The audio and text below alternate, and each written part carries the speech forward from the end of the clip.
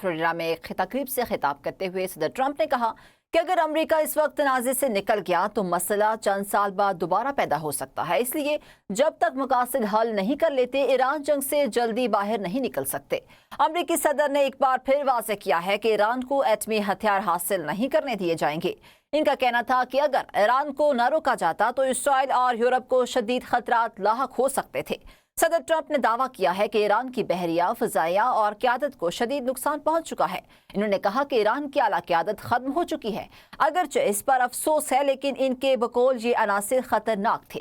انہوں نے آب ہرمز کی صورتحال کا ذکر کرتے ہوئے کہا کہ وہاں اس وقت تیل سے بھرے تقریباً 400 بحری جہاز موجود ہیں اور اگر یہ راستہ کھل جائے تو عالمی سطح پر ایندھن کی قیمتوں میں نمایاں کمی آ سکتی ہے۔ صدر ٹرمپ نے واضح کیا کہ امریکہ جلد بازی میں تنازع ختم نہیں کرے گا تاکہ مستقبل میں دوبارہ بحران پیدا نہ ہو۔